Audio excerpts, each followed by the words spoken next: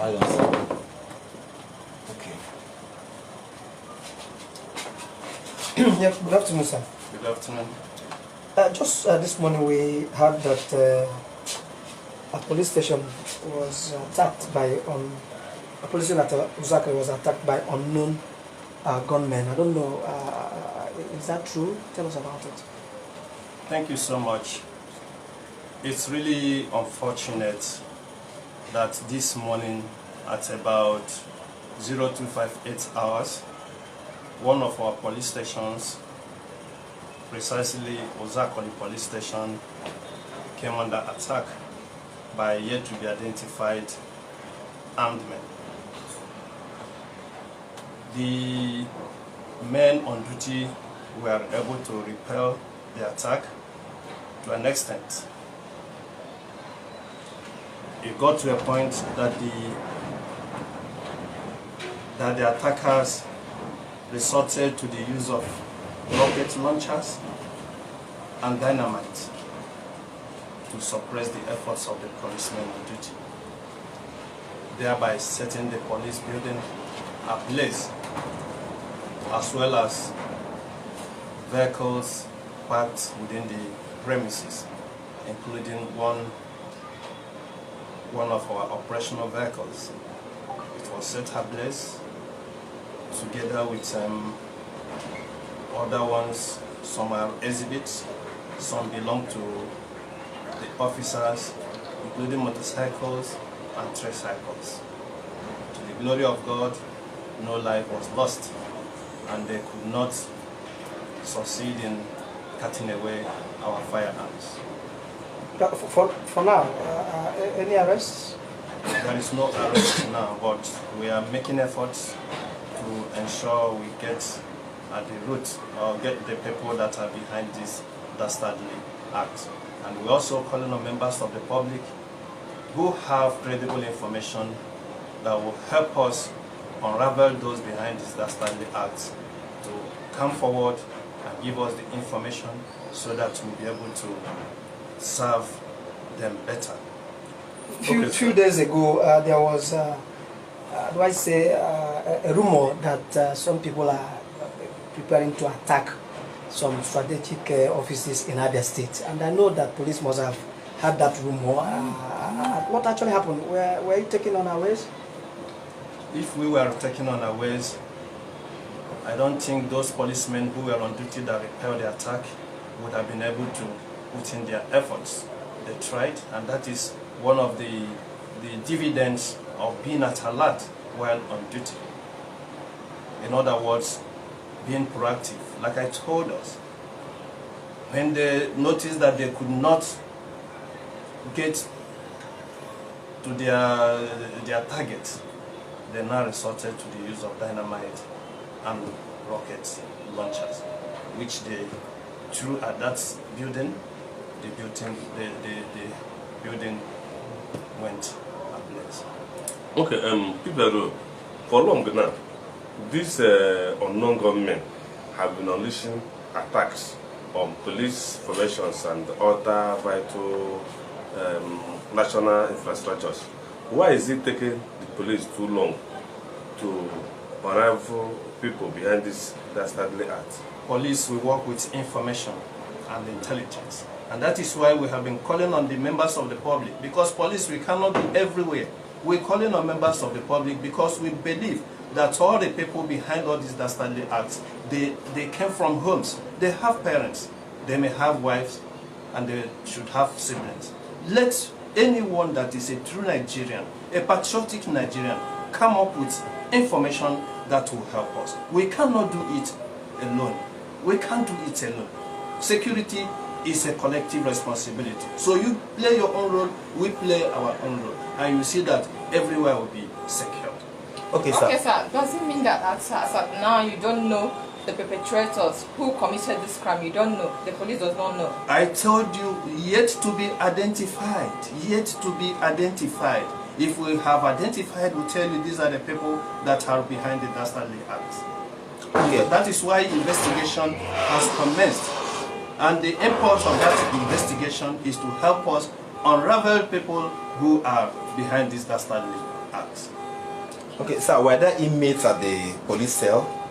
Yes. How many of them? I was told that there were 2 suspects involved in cases of malicious damage, assault to occasioning harm and malicious damage that were let out of the book by the people. Okay, so we yesterday this morning, how many people come around that area to come also lend support?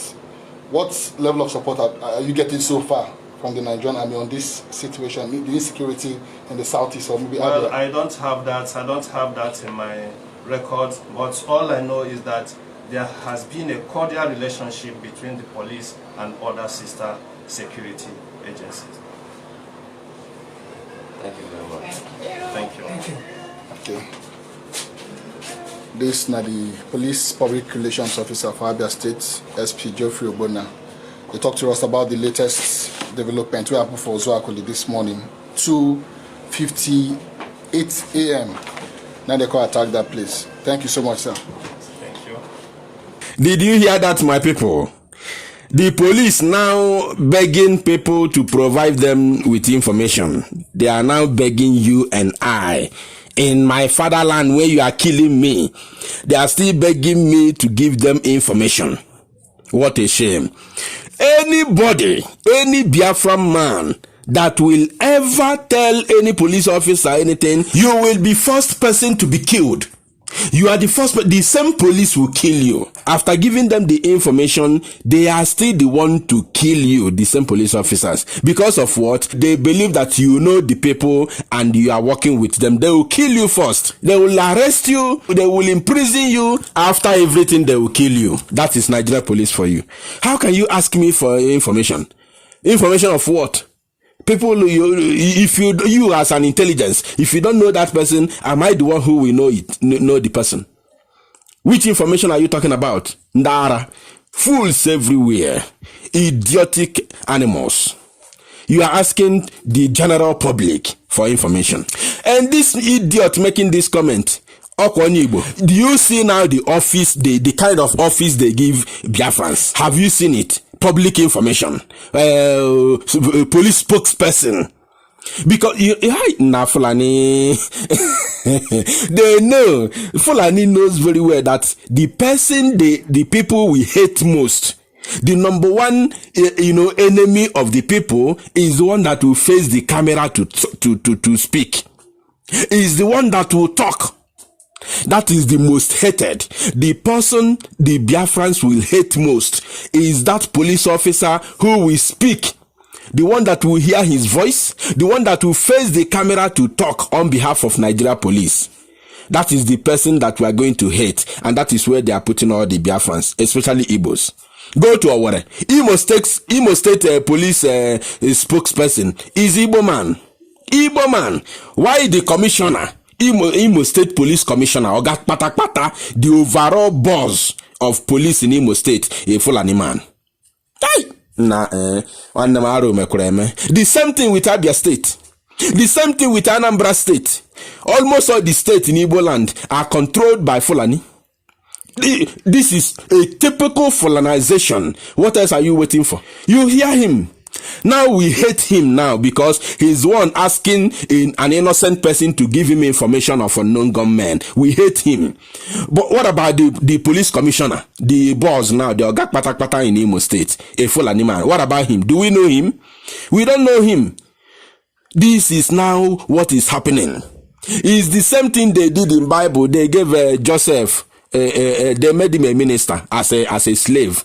But even Joseph was better because he was a minister in a foreign land. He was a slave minister, but made a minister in a foreign land.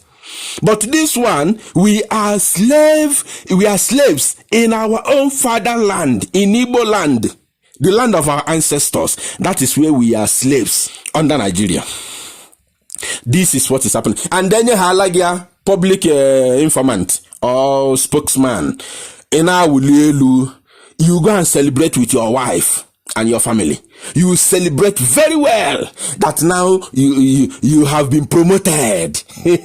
Ndara, you have been promoted.